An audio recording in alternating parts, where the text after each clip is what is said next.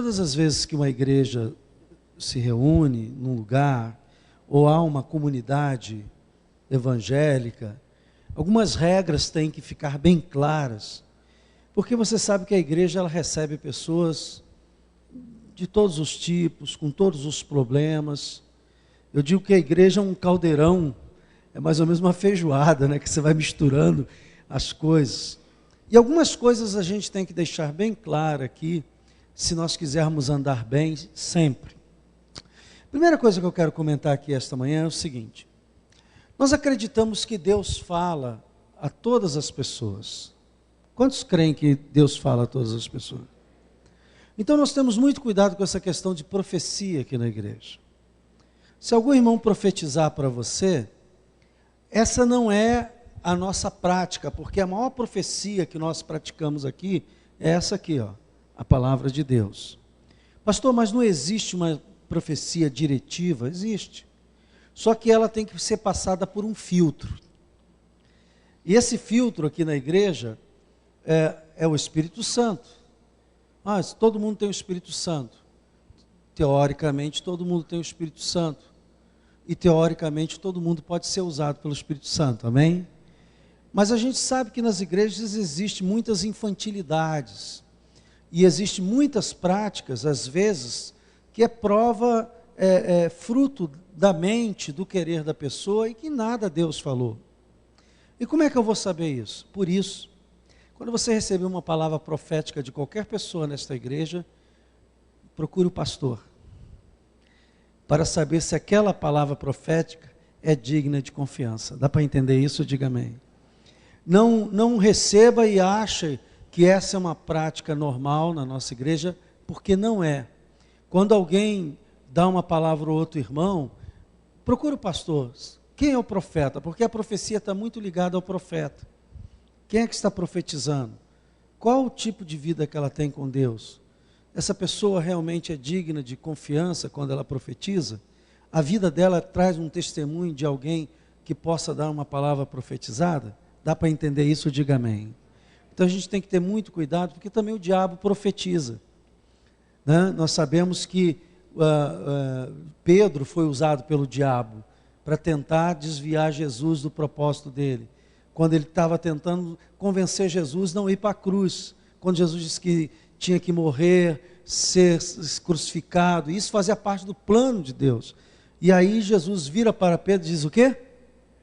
Arreda, Satanás. Então nós temos que ter muito cuidado, porque dentro da igreja, às vezes, o inimigo usa uma palavra para tirar a pessoa da igreja.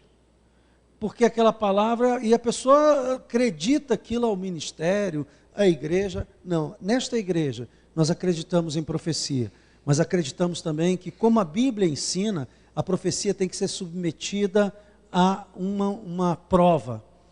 A Bíblia diz que a profecia ela tem que ser examinada, ok? Por quê? Porque justamente a profecia ela pode ter três origens. Ela pode ser da carne, ela pode ser do diabo e ela pode ser de Deus. E como é que a gente vai saber isso? A gente vai saber isso aferindo isso, submetendo isso à oração. Então é o primeiro aviso que eu queria dar para o bom convívio. Segundo, é que quando a gente se reúne em comunidade, muitas são as necessidades emocionais, pessoas que chegam com problemas emocionais, pessoas que chegam com problemas espirituais, pessoas que chegam com problemas financeiros, que chegam com problemas de enfermidade. É esse panelão que a gente está falando, que é a igreja. E aí, na questão financeira, às vezes algumas pessoas começam a buscar o hábito de pedir dinheiro emprestado a irmãos. Nesta igreja, a orientação do pastor é: não empreste dinheiro sem antes falar com o pastor. Irmão, estou precisando de um dinheiro aí. Tá bom, irmão, eu vou falar com o pastor primeiro. E vem falar comigo, porque há casos realmente de necessidade. Por quê? Nós temos a experiência já de alguns anos, e aqui nessa mesma igreja, de situações de pessoas que, primeiro, fizeram disso um vício. Vivem às custas de pedir dinheiro a irmãos. Em algumas igrejas isso se repete também. Às vezes vê o irmão um pouco melhor, tem uma vida melhor, vai lá e pede dinheiro emprestado a um. Eu tive um rapaz algum tempo atrás, uns 3 anos, 4 anos atrás, né? 4 anos atrás, que o camarada, ele deu um banho em todo mundo aqui. Ele levou dinheiro de todo mundo, ele contava uma história triste, ele falava, e durante 2 meses, ele ficou só 2 meses na igreja, foi o suficiente para ele dar um golpe, pelo menos uns 10 irmãos aqui. Levou dinheiro de todo mundo. Então, vou dar um conselho para você. Primeiro, se você quiser dar um dinheiro ao irmão, é problema teu, mas dê, não empreste. Amém? Agora, até para dar, a gente tem que perguntar também, sabe por quê? Às vezes você pensa que está ajudando a pessoa, você está alimentando o vício da pessoa. Esse rapaz, ele vivia disso, e vive até hoje. Ele vai mudando de igreja. Alguém lembra do nome dele?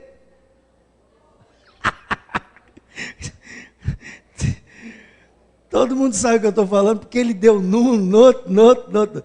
E a gente pensando que estava ajudando, que nada. O camarada, ele já vinha de longa data. Só para você ter uma ideia, o irmão dele, depois fomos pesquisar a vida dele, saber quem ele era, o irmão dele é da polícia.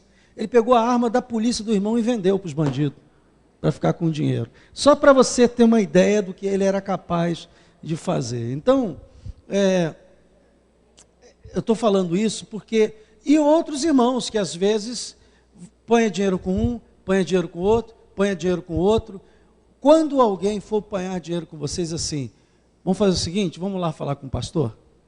Se a pessoa continuar animada, venha com ela. Mas eu acho que na hora que você falar isso, muita gente vai desanimar. Porque eu também vou querer saber para que é o dinheiro. Ok? E eu não quero que ninguém aqui na igreja use desse expediente. E se você tiver muita necessidade, me procure. Porque a igreja vai tentar ajudá-lo de alguma forma. A igreja, o dinheiro da igreja, ok? Mas aí eu vou avaliar qual é a real situação que se precisa disso. Isso evita todas as confusões e todos os problemas nesta área. Será que eu posso ouvir um amém? Ok, muito obrigado.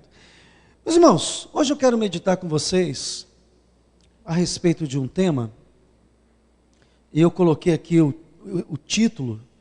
Se você depois tiver de colocar um título lá, por favor, coloque esse título. Como é que os filhos de Deus resolvem seus problemas? Eu tenho que falar sobre isso porque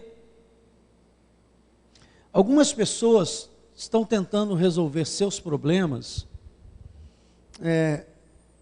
de forma diferente que a Bíblia orienta. E eu estou falando isso por quê? Porque nós somos duas pessoas. Nós somos duas pessoas. Nós somos o homem natural, que nascemos de um homem e de uma mulher, que temos necessidades como qualquer ser humano tem.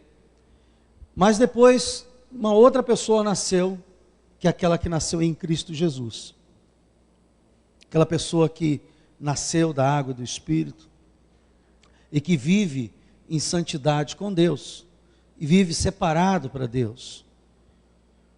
E hoje há muita confusão porque a igreja, ela está reunindo pessoas muitas vezes que não são nascidas de novo. Ter cartão de membro via igreja é dizer que é crente, não é prova que você nasceu de novo. O que prova que você nasceu de novo é o seu testemunho. Então, eu digo que as igrejas grandes, elas são ótimas para as pessoas viverem perdidas dentro dela, porque como ninguém sabe quem é quem, a pessoa entra, sai, ninguém conhece a vida, não é pastoreado, não é orientado, então as pessoas às vezes começam a viver vidas duplas. Uma das razões que o nosso projeto como igreja é que esta igreja vai chegar a um determinado momento que ela vai atingir um número e vai ter que abrir. Pastor, mas está muita gente, a gente abre do outro lado do Largo do Bicão.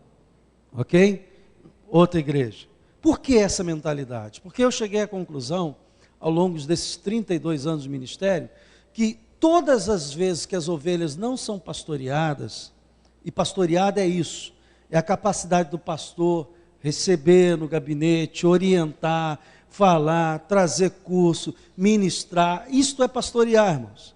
É saber as necessidades dos membros, é ficar preocupado de verdade, é orar, é trazer para a sua vida de oração aquelas situações e doutrinar também o crente, doutrinar nas Escrituras. Em uma igreja grande, a pessoa entra, sai, fica lá dentro, ninguém sabe de nada, e é um bom lugar para a pessoa ficar dentro da igreja perdida. Dentro da igreja perdida, porque ela não é transformada, ela vira um habitué de a igreja. Se você veio para essa igreja, você se deu mal, porque aqui a gente perturba, telefona, quer saber como está. Ah, pastor, eu vou sair daqui. Se sair, vai ser pior. Por esse motivo, é claro. Porque, obviamente, se Deus colocou você aqui, é porque você precisa ser pastoreado. Então, muitas pessoas não entendem isso e começam a querer resolver sua vida como as pessoas do mundo resolvem. E a primeira coisa que eu quero falar aqui nesta manhã é o seguinte: as suas decisões decidem sua vida. As decisões que você toma decidem a sua vida, as decisões que você toma decidem a sua saúde, as decisões que você toma decidem o seu salário, as decisões que você toma decidem o seu casamento, as decisões que você toma decidem o rumo da tua vida.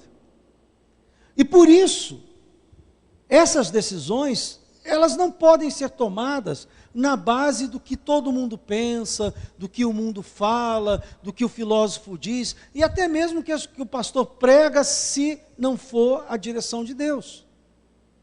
Porque você sabe, Deus trata de nós individualmente. A Bíblia diz que um fio de cabelo não cai da sua cabeça sem... Esse é o cuidado de Deus.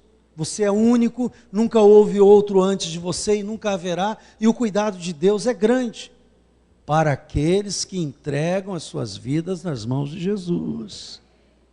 Sempre lembrando isto, porque às vezes a pessoa quer adquirir direitos. Estou vendo a irmã Maria José aqui? Oh, querida, que alegria vê-la aqui. Glória a Deus. Como é que está? Recuperada? Deus é fiel. Obrigado, Jesus, pela vida dela. Então, o que acontece é o seguinte: há pessoas que não entendem, dizem assim, não, eu vejo tantas promessas acontecendo e essas promessas não vêm para dentro da minha vida. Por quê? Porque você vive tomando decisão que não é a decisão orientada pela palavra de Deus, ou de acordo com o Espírito Santo. Você faz o que quer, você vai para onde vai, você vai, e depois assim, Deus, o que está acontecendo na minha vida? Está acontecendo que até agora você está tentando resolver os seus problemas com as suas decisões e não com as decisões que o Espírito Santo te orienta. Então, o teu amanhã, o teu futuro, foi decidido ou é decidido pelo que você crê hoje. Mas não é crer de acreditar. O crer na Bíblia, ouça bem, o crer na Bíblia só tem sentido acompanhado da prática de obediência. Não existe crer que não obedece. Então, vou voltar a repetir. O teu amanhã, o teu futuro é decidido pelo que você crê hoje, pelo que você decide hoje, pautado na palavra de Deus. Aí eu vou falar igual o Caetano Veloso. Ou não. Não, eu estou decidindo porque eu senti no coração. Irmão, o coração do homem não vai pelo teu coração, não. Esse não é o nosso ponto de referência. Hoje eu estou amando muito uma pessoa e amanhã eu estou com vontade de esganá-la. Então, a ponte de decisão para o nosso futuro não é o nosso coração. Quem vive tomando decisão na base da emoção, vive se dando mal, vive sofrendo, porque está esperando que a solução venha por um bem-estar emocional. A solução não vem por aí, a solução vem pela palavra crida. E eu quero falar um pouquinho mais sobre isso. O crer na Bíblia só tem sentido acompanhado de prática de obediência. Pastor, quando é que o senhor sabe que uma pessoa está crendo em Jesus? Quando ela está praticando a palavra de Deus. É simples para mim isso. pastor, eu creio muito, eu sei, eu sou de Deus, eu sou uma mulher de Deus, eu sou homem de Deus. Ok, tudo bem. Aí eu faço algumas perguntas. Você tem orado? Não. Você lê a Bíblia? Não. Quanto tempo você não vem na igreja? Tá, peraí, você está dizendo para mim que tu não crê nada. Porque quem crê, pratica. Pratica. Então, se eu creio e não pratico o que creio, o meu crer não terá efeito. Amém? Se eu creio e eu não pratico o que creio, o meu crer não terá efeito. É a primeira coisa que você tem que saber nisso. Para decidir sua vida, você tem que crer, mas é o crer com obediência à palavra. Minhas decisões não podem ser fora das Escrituras, irmãos. Tem gente tomando decisão adoidado fora das Escrituras. Olha só, o mundo vem de uma ideia de felicidade muito enganosa. Às vezes você vê na televisão e parece que a felicidade é trocar de marido. Não aguento mais, eu vou ser feliz quando eu trocar de marido. Porque na televisão é essa a ideia que passa, né? Vai trocando, tanto é que a novela começa com assim, no final termina um troca-troca tremendo. Né? E agora o troca-troca é geral, é mulher com homem com mulher com mulher, virou bagunça geral mesmo. E no final aparece todo mundo feliz, como se nada tivesse tido consequência, como que nada, os pecados não tivessem tido consequência. A Bíblia diz que o fruto do pecado, a consequência do pecado é a morte. E não é só a morte, não é a morte física, é a morte emocional. Porque uma pessoa que passa por tantas experiências, vive com um, mora com o outro, dorme com o outro, casa com o outro, no final essa pessoa já não sabe quem é ela, irmãos. Emocionalmente ela está totalmente perdida. Ela não sabe nem mais distinguir os seus sentimentos. Então, nada disso passa em branco, só que na novela parece fácil. Então, minhas decisões não podem ser como as decisões do mundo, fora das Escrituras. Se eu quero ver as promessas de Deus se cumprindo em minha vida, eu tenho que me ajustar de acordo com a palavra de Deus. E as pessoas acham que o ajuste é, não, hoje no culto o pastor falou, eu vou me ajustar. O ajuste leva um tempo. Porque Deus sabe que você é volúvel e eu também. No momento de emoção eu digo, sim, Deus, muda a minha vida.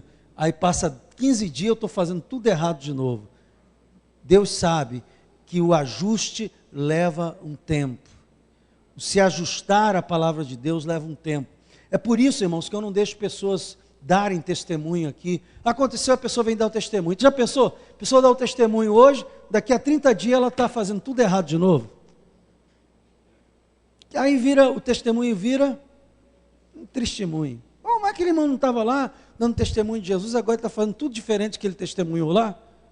Porque há um tempo. Há um tempo. Minhas decisões não podem ser fora das Escrituras. Não pode ser na base da esperteza. Não pode ser na base da malandragem. Não pode ser na base de conceitos humanos. Não pode ser na base de padrões humanos. As minhas decisões têm que saber o que diz a palavra de Deus sobre essa minha decisão. Comum a pessoa chegar para mim, pastor, eu não aguento meu marido, quero me separar dele. É assim que a Bíblia ensina? Quando você não aguentar o marido, se separa dele? Está isso nas Escrituras? Não. A Bíblia diz, suportai-vos uns aos outros em amor. Ensina diferente. É. Por isso que vocês são chamados eleitos de Deus. Povo de propriedade exclusiva de Deus. Separados do mundo para viver uma vida com Deus. Se você foi separado do mundo para viver uma vida com Deus, você não pode continuar vivendo a mesma vida do mundo. Antigamente as igrejas acentuava muito a questão do vestimento. Não, agora você é crente, tem que usar paletó, tem que usar vestido aqui, saia lá embaixo. E a gente sabe que não é isso que controla e nem mostra uma nova vida com Deus. Uma nova vida com Deus, ela é trazida pelos frutos. Os frutos, a pessoa que era uma pessoa ansiosa, agora ela tem paz. A pessoa que era mentirosa, não mente mais. A pessoa que andava depressiva, agora recebeu a cura dessa... Há um processo que não é de roupa, que demonstra que a pessoa diz, puxa, tu lembra de fulano? Eu queria chamar a Adriana aqui na frente. Vem cá, Adriana. Esse poder de síntese de professora que você tem. Ela me contou ontem um testemunho que eu fiquei pensando muito. Da irmã dela, que não era cristã. Fala rapidinho, você tem 5 minutos. Bem, vou resumir então bem resumida. Minha irmã, ela é macumbeira mesmo, espírita, e estava para fazer cabeça para assumir um centro de macumba. Ela ia ser mãe de santo. E eu estou em oração há muitos anos em relação a isso, né? Desde que eu me converti, que eu oro por ela. E, de repente, ela ficou, antes de fazer a cabeça, ela ficou com um problema de mente mesmo. Ela foi para a casa da minha mãe, síndrome de pânico. Depois, na mente dela, ela começava a ouvir vozes acusando ela de tudo que ela tinha feito. Ela era envolvida com adultério, ela era casada, tem filho, e saía com outros homens. E essa voz acusava ela do que ela tinha feito o tempo inteiro, debochava, ria dela. Minha mãe levou ela para o psiquiatra, começou a tomar remédio, aquele tarja preta. Aí ela falou que um dia ela estava no quarto, entrou uma luz dentro do quarto que ela estava. E, ai, pastor, estou ficando emocionada. E essa luz falou assim para ela: eu vim por causa da justiça, me chame de Emanuel. E ela ficou confusa, não sabia quem era Emanuel, ela não é cristã, o que é Emanuel? Ela falou, meu Deus, será que é um espírito? Será que é um anjo? Emanuel é nome de anjo? Aí ela ficou confusa, sem saber quem era, mas ela falou que essa voz continuou falando na cabeça, pega uma Bíblia. Ela foi para o quarto da minha mãe, que é minha mãe católica, pediu a Bíblia da minha mãe, e a voz ficou falando para ela abrir os versículos da Bíblia e falava na mente dela qual versículo, capítulo que ela tinha que ler. Ela abria e os capítulos estavam direcionados sobre adultério e idolatria. Adultério e idolatria. Ela disse que essa voz ficou com ela durante 3 dias. Ela dormia e acordava, dormia, descansava, e a voz que acusava, depois que essa voz apareceu, pararam de acusar ela. Ela chegou, antes dessa voz, ela chegou a pesar 40 quilos, não comia, não bebia, não tomava banho. Ficava trancada dentro do quarto o tempo inteiro. Aí depois que essa voz, no 3º dia, falou assim para ela, agora eu vou te dizer por que eu vim. Aí falou assim, tem um justo orando por você. E ela falou que foi na minha casa, a mente dela era como se ela tivesse sido transportada para a minha casa, e me via ajoelhada no meu quarto, na minha cama, orando por ela. E o Senhor falou para ela assim, agora eu vou embora. Só que você procura a sua irmã, que ela vai te levar na igreja. E ela está indo na igreja comigo.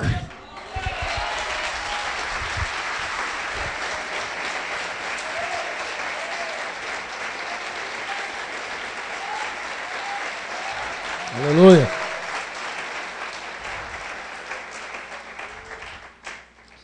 O diabo, ele superdimensiona os seus problemas na sua mente.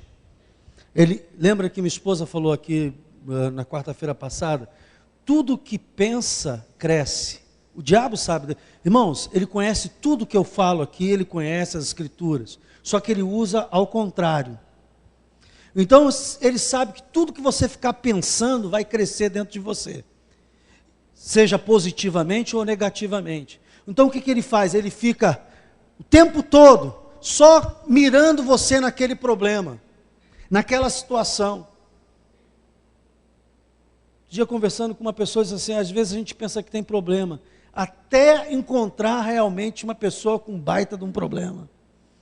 E a gente começa a perceber que alguma coisa está sendo superdimensionada na nossa mente, que aquilo não é tão grande como parece, mas o diabo quer botar aquilo de forma insuportável, para você tomar uma decisão que não é o que a palavra de Deus te orienta, ou que o Espírito Santo te orienta. Está doido que você tome uma decisão errada, porque ele sabe que o teu futuro está ligado àquela decisão, e se essa decisão for errada, você vai colher lá na frente os frutos dessas decisões erradas.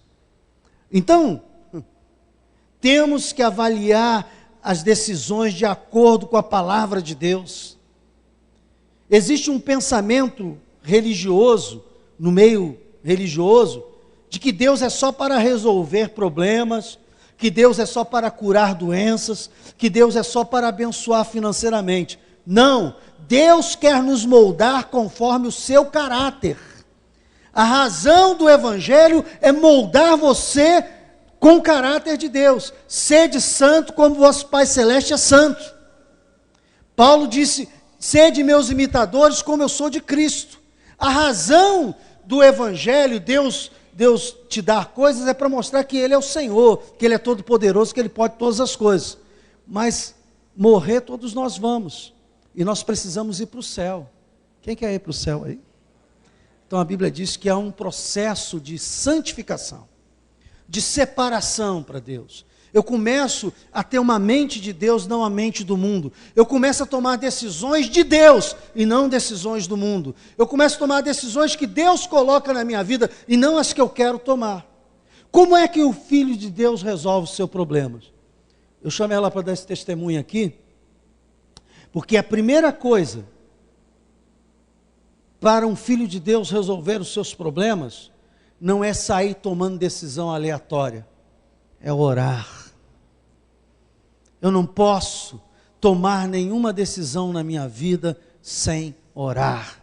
Eu não posso comprar, vender, viajar, sair, assumir compromisso, sei lá, todas as decisões, nossas, irmãos, tem que ser banhada de oração. Pastor, mas até isso, porque às vezes, uma coisa que não parece ser nada espiritual, uma decisão errada te compromete.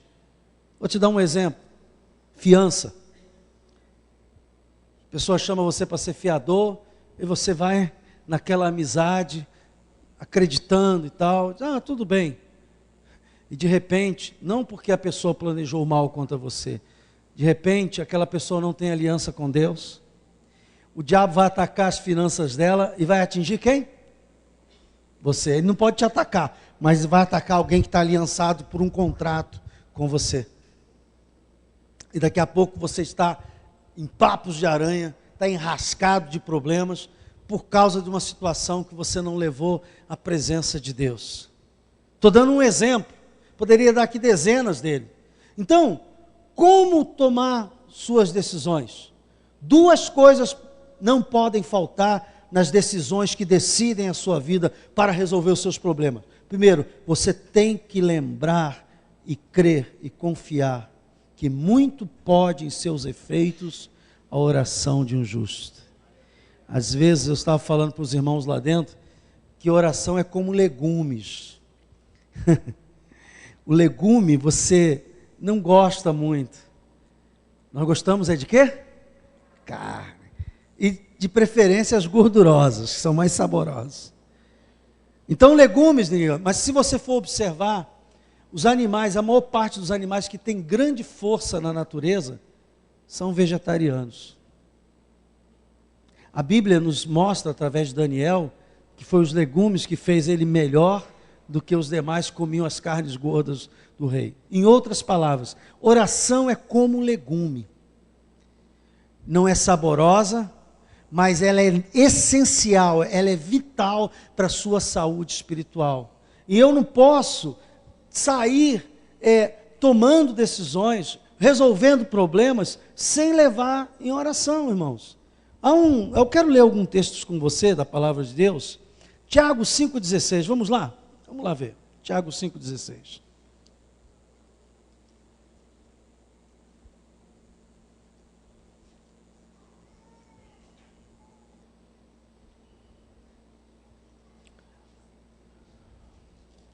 A Adriana estava falando aqui que enquanto a irmã dela estava lá, passando por esse processo de chamada divina, Deus mostrou a ela orando de joelhos por ela. E você vai descobrir que isso aqui é a pura verdade. Tiago 5,16. O que diz aí? Confessai, pois, os vossos pecados uns aos outros. E o que mais? E orai uns pelos outros para serdes. E ele diz aqui, muito pode, por sua eficácia, em seus efeitos. Quem tem essa versão aí? Em seus efeitos. Ok. Por sua eficácia, a súplica de um justo. Elias era homem semelhante a nós, sujeito aos mesmos sentimentos, olha só, orou com instância para que não chovesse sobre a terra, e por 3 anos e 6 meses não choveu. E orou de novo, e o céu deu chuva, e a terra fez germinar o fruto. Meus irmãos, se algum entre vós se desviar da verdade, e alguém o converter, sabei que aquele que converte o pecador do seu caminho errado, salvará a morte, a alma dele, e cobrirá a multidão de pecados. Nem sempre você vai ouvir aqui pregações para massagear o seu ego. Eu estou aqui como profeta de Deus para dizer a você que há um caminho a ser seguido. E nesse caminho, a oração é fundamental. Suas orações estão diante de Deus como aroma. Você pensa que você ora e eu orei e parece que não adiantou nada. Quantos anos orando, Adriano? Mais de 15 anos orando. Aí você, será que Deus não está ouvindo as minhas orações? Vem aqui em Apocalipse 5 e 8 para você ver onde vai parar as suas orações. Onde é que está indo as suas orações? Que parece que não está sendo respondida por Deus. Pastor, eu oro, parece que Deus não responde. Apocalipse 5, 8. Todo mundo comigo? O que diz aí o texto? E quando tomou o livro,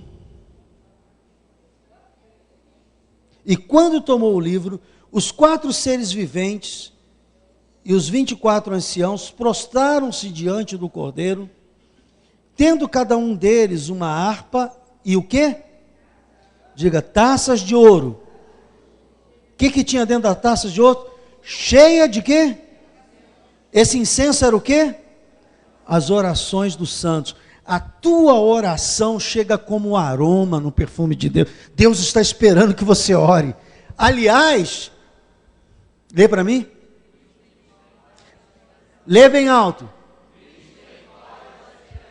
Deus está esperando para a solução do teu e dos problemas que você tem, as orações. Mas se você for botar na prática, se passar na peneira e ver quanto tempo você ora durante uma semana, você vai ver que é um tempo muito minuto, muito pequeno. Há pouco incenso sendo queimado na presença de Deus. Deus espera as suas orações. Ele quer que você ore. Ele poderia fazer tudo sem você, mas Ele quer fazer com você. Porque Ele sabe que só assim o caráter dele vai ser fundido no seu caráter. Dá para entender isso? Os pensamentos dele vai ser fundido nos seus pensamentos. A sua conduta vai ser fundida, a conduta dele vai ser fundida na sua conduta. Só assim. Então Deus poderia fazer tudo sem você. Mas Ele resolveu, quando criou o homem, a fazê-lo à imagem e semelhança dele, Deus, e colocou no alvo dele, de que a obra dele seria feita com os homens. Tem gente que sai tomando decisões na vida, vou me separar, vou comprar, vou vender, vou mudar, sem levar a presença. Não faça isso, meu irmão. Não se precipite, não é porque o leão rugiu, você vai sair feito uma presa fácil correndo. Pare. A Bíblia diz que nós somos do Senhor, e que nós não podemos ter a mesma tipo de reação que o mundo tem. A nossa proteção vem de Deus. Ele é o guarda de Israel, Ele é que nos sustenta, a sua palavra tem vida em nós e poder através de nós. Então, não saia tomando decisões abruptas, sem orar, sem falar com o Pai, porque todo mundo está fazendo, ou porque parece o mais lógico, parece o que mais te oferece tranquilidade. Eu vou fazer isso. Não faça isso. A segunda coisa que não pode faltar nas suas decisões: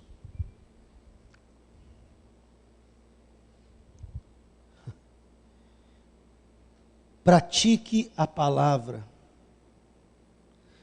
Boa parte dos seus problemas vão se resolver se você praticar a palavra de Deus. E a Bíblia diz que Deus não vai te forçar a isso. Não é por força, nem por violência, mas é pelo meu Espírito. É o Espírito Santo que está falando a você. Você pode obedecê-lo ou não. O homem tem um estado volativo de dizer sim ou não para Deus. Deus não tirou isso do homem e criou o homem com isso. Por isso, na mesma igreja que tem pessoas sendo abençoadas, é a mesma igreja que a outra vida não muda. Mas por quê, pastor? O problema não é a igreja. O problema é que alguns recebem a palavra com fé e resolvem colocar em prática. E outros recebem a palavra e não muda de atitude, não muda de conduta e obviamente nada acontece. Praticando a palavra, boa parte dos seus problemas vão se resolver. Foi Jesus que disse isso, irmão. Onde é que está isso na Bíblia, pastor? Lucas 6,46. Foi Jesus que falou isso, sou eu não. E ele falou muito melhor, incomparavelmente melhor do que eu estou falando. Veja só, Lucas 6,46. Muita coisa para acontecer na sua vida não está dependendo de Deus, não, está dependendo de você. Se ajustar à palavra, se submeter à palavra. Olha só, Lucas 6,46 diz assim: Jesus falando, é o Senhor falando, é o Rei dos Reis, é o Deus do universo, o Senhor de vivos e mortos, aquele que tem o poder no céu e na terra sobre todas as coisas. É o Senhor do universo que está falando. Ele está dizendo o seguinte: por que me chamais Senhor, Senhor, e não fazei o que vos mando? Todo aquele que vem a mim e ouve as minhas palavras, diga glória a Deus, e olha só, e as pratica, eu vos mostrarei a quem é semelhante. É semelhante a um homem que, edificando uma casa, cavou, abriu profunda vala e lançou o alicerce sobre a rocha. Vindo a enchente, ao futuro, vai vir os problemas, as lutas virão, mas olha só, você está obedecendo a palavra. Vindo as enchentes, arrojou-se o rio contra aquela casa e não a pode abalar. Por quê? Por ter sido bem construída. Mas os que ouvem, chegam a ouvir, e não pratica, é semelhante ao homem que edificou uma casa sobre a terra sem alicerce, e arrojando-se o rio contra ela, logo desabou, e aconteceu que foi grande a ruína daquela casa. Jesus está falando o seguinte: se você quer um bom futuro, comece a praticar a palavra de Deus hoje. Ele está falando aqui do futuro. Você comece a praticar a palavra de hoje, porque quando você for passar pelas lutas, você vai estar tão forte que essas lutas não vão te derrubar. Irmãos, o que a Bíblia ensina sobre este tema, sobre essa decisão, sobre isso que eu vou fazer, você tem que perguntar isso. Vem cá, o que a Bíblia diz sobre isso? Eu estou fazendo assim, estou fazendo na base do instinto, estou fazendo na base da prática de vida, mas o que a Bíblia diz? Então, ouça, a falta dessas duas coisas, primeiro, colocar em oração tudo. Filipenses 4:6 me parece, diz assim, que nós devemos levar a Deus todas as nossas... Vem aqui em Filipenses comigo, só para você saber que isso é o que Deus espera de você. Vem aqui em Filipenses, capítulo 4:6. Olha só.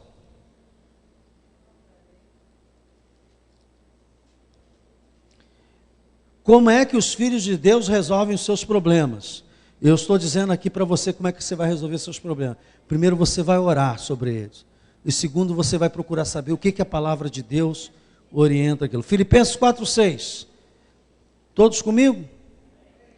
Tem gente esperando uma profecia, um anjo descer do céu para aparecer para ela e falar para ela: irmãos, a maior profecia já foi deixada aqui, é a Bíblia, é a palavra de Deus.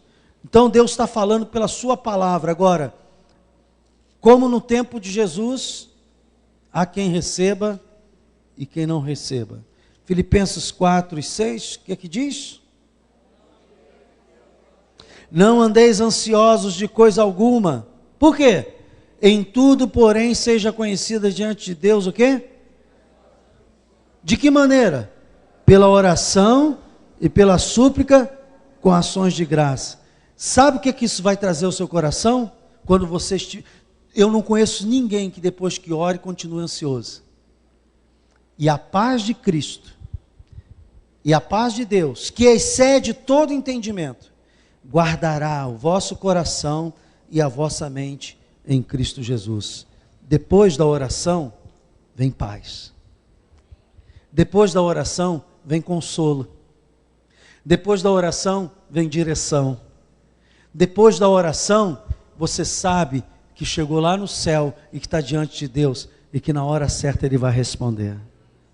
Irmãos, se você tiver essas duas coisas como prática na sua vida, você vai descobrir que a maioria, se não quase todos, não digo todos porque tem algumas coisas, mas quase todos os seus problemas vão ser resolvidos. Comece a praticar. A Adriana tinha um problema. Minha irmã não é crente, está indo para o inferno, sem Deus, envolvida com feitiçaria, envolvida com demônios, espírito de adultério, uma pombagira que baixava nela. Eu vou falar uma coisa para você, abra o olho com esse espírito de adultério. Isso quando entra no coração da pessoa é uma coisa terrível, é avassaladora, destruidora. E quando você se sentir tentado, vai orar, meu irmão. Vai à presença de Deus e diga: meu Deus, me sustenta, me dá graça. Fale com o Senhor. Eu tenho certeza que quando você sair da oração, você vai estar mais forte e a tentação vai estar mais fraca. Mas se você começar a ficar pensando, alimentando, criando cenas, criando, imaginando, isso não vai dar certo, porque tudo que pensa cresce. Comece a pensar na pessoa salva. Comece a pensar naquela pessoa transformada. Comece a pensar que o seu casamento vai bem. Comece a pensar que você vai ter uma saída financeira para a sua vida. Comece a pensar as coisas boas e elas vão crescer. E vão inundar o seu coração. E a sua boca vai se encher de autoridade para chamar a existência nesse mundo as coisas que não existem. Então, este é quase que um conselho pastoral. Porque eu vejo que algumas pessoas, o tempo passa e os problemas não se resolvem, simplesmente porque ou ela não ora, e na maioria das vezes não ora, ou porque ela não se encaixa na palavra, ela quer tomar uma decisão fora da palavra de Deus, vai ter problema. Não importa, Deus não tem, não, eu sou especial. Aquilo que o homem semear, isso colherá. Você é tão especial que você vai pagar o preço. O Senhor amava muito a Davi, mas quando Davi errou, Ele não poupou Davi. A Bíblia diz que Deus não poupou o seu próprio filho, irmãos. Você não é melhor que Jesus. Para ter a salvação dos homens, Jesus teve que pagar o preço e morrer na cruz. Então, eu quero agora pedir a você que em nome de Jesus, você está enfrentando algum problema? Eu estou te dando aqui a solução, nesta manhã, para você enfrentar esse problema. E nós vamos tomar um primeiro passo, orar juntos aqui. E o segundo passo, Se alguma decisão você está tomando fora da palavra de Deus, você vai parar. Diz, não vou insistir nessa decisão. Eu vou seguir a palavra de Deus. A palavra de Deus diz para fazer assim, e eu vou crer que a palavra de Deus vai funcionar. E vai, porque Deus é fiel. Ele não pode negar a sua palavra. Aquilo que Ele disse que vai acontecer, vai acontecer. Irmãos, se isso aqui fosse mentira, isso já estava rasgado. Nós estamos com isso aqui há quase 4.000 anos. E essa palavra tem se cumprido geração após geração, porque é impossível que Deus minta. Ele não é homem, nem filho do homem para que minta. Ele é o Senhor. Vamos ficar de pé. Levanta sua mão comigo e diga assim: Senhor Jesus, eu quero te agradecer pela tua palavra. E nesta hora, Senhor, reconhecer que muitas vezes, na minha jornada, eu tomei decisões sem orar. Que muitas vezes, eu fiz o que eu queria, e não que era a tua palavra, achando que eu entendia melhor do assunto, e não sabia eu, que estava plantando uma semente com consequências difíceis para o futuro.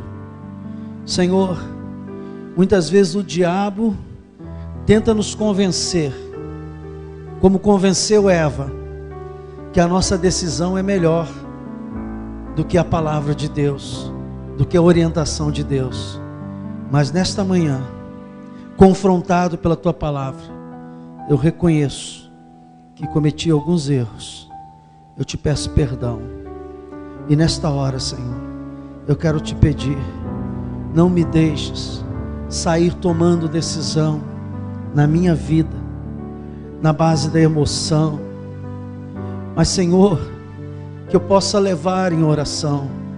Diga: Espírito Santo, Tu que és o meu amigo, o meu companheiro de todas as horas, me guia, não me deixe realizar coisas que não estão nos Teus planos.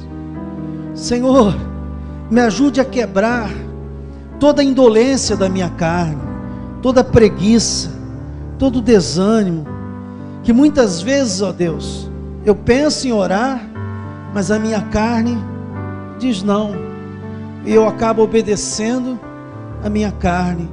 Senhor, me ajuda a reverter esse quadro.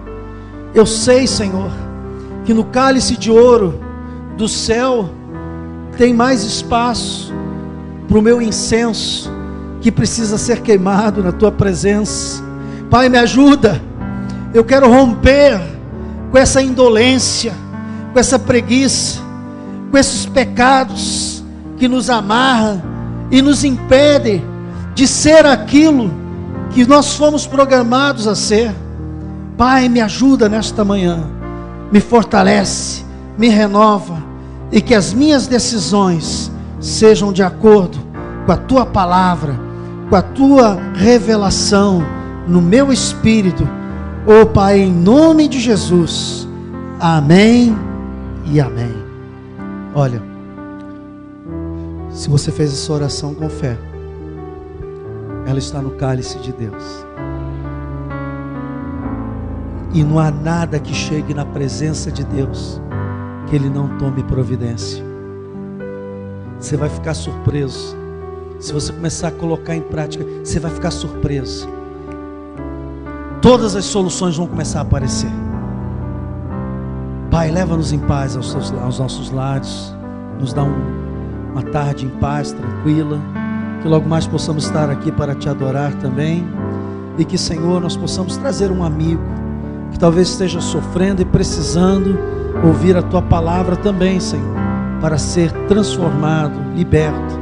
Pai, obrigado por tudo, pelo pão, pelo almoço aqui da igreja. Nós Te agradecemos em nome de Jesus, e que o povo de Deus diga amém. Bom dia, bom almoço, meus irmãos, vamos na paz.